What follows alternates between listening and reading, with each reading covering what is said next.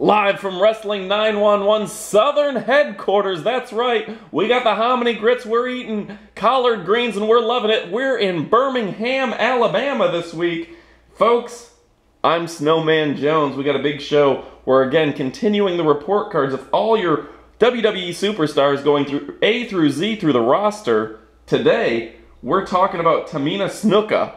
Jimmy Snuka's so-called daughter, and I think it actually is in this case. Tamina's a great superstar. I like that she doesn't look like all the other divas.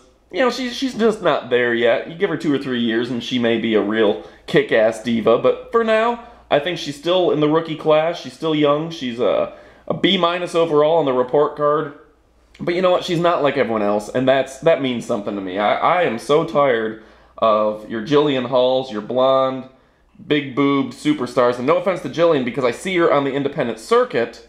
There's just too many gorgeous, busty, incredibly trim women in the WWE roster right now. And again, Jillian Hall, nice lady, good wrestler, good worker, and she actually has a little bit more personality than your average WWE diva. But I like Tamina because Tamina looks and acts different, has, I assume, the Fiji Islands, has a different look to her, and kudos to her. I think she could go somewhere. Next up alphabetically, we got Ted DiBiase. The young Ted, not the $1 million man. Ted doesn't do anything for me, frankly. You know, he's suntan and in good shape. He's smart about the business.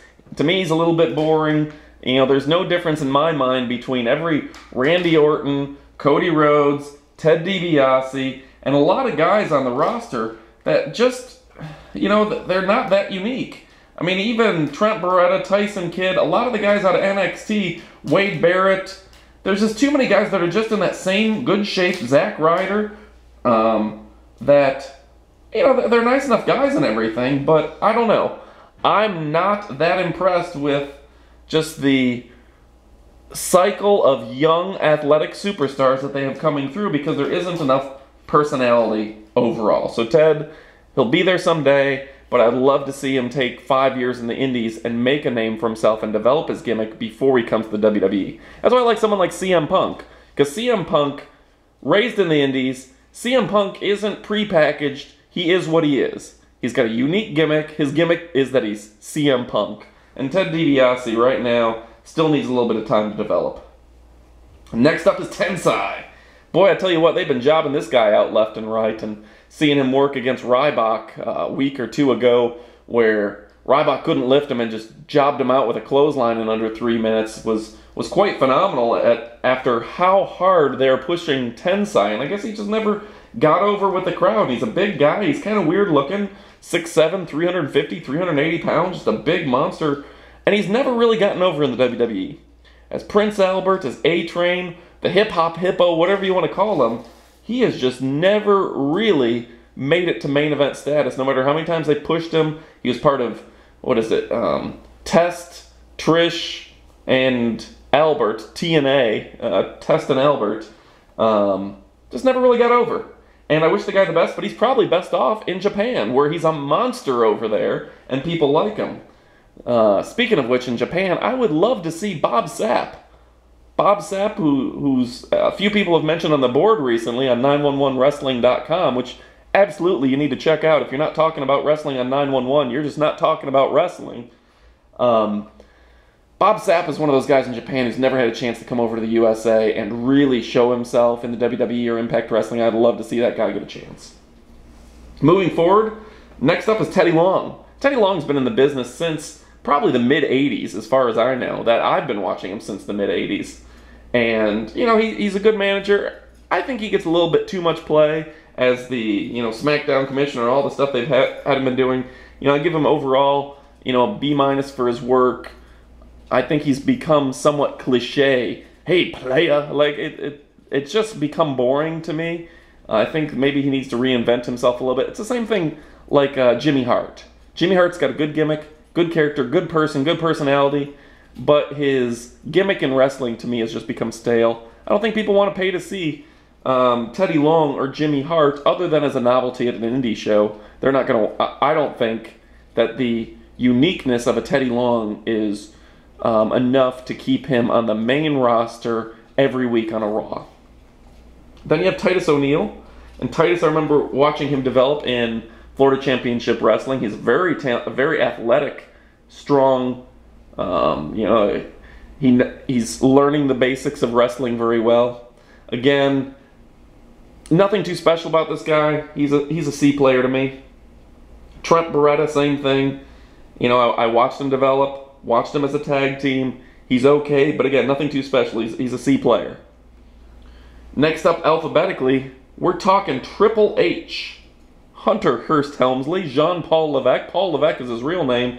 I remember watching him as Terrorizing. I believe that was in his WCW days. And, the guy's a student of the game. I read a little bit about his contract, making over $1 million a year now in the WWE. Probably well more than that, downside of over $1 million. He's well-to-do, married to Stephanie McMahon. Probably could have retired from wrestling, but he's got a tremendous work ethic. This is a guy that can main event wrestling as long as his body can hold out. Definitely A game.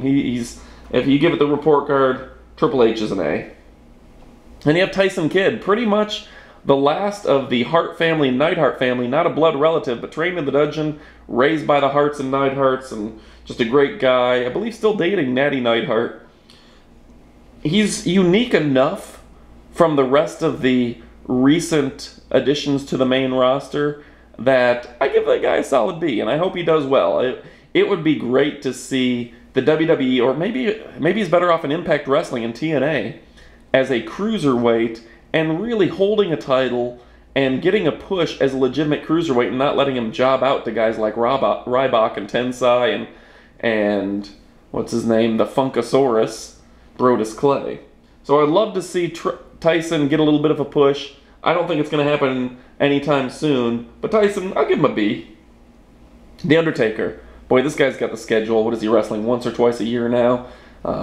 Wrestles at WrestleMania, maybe an occasional Raw 1000 or 1500 or whatever it is.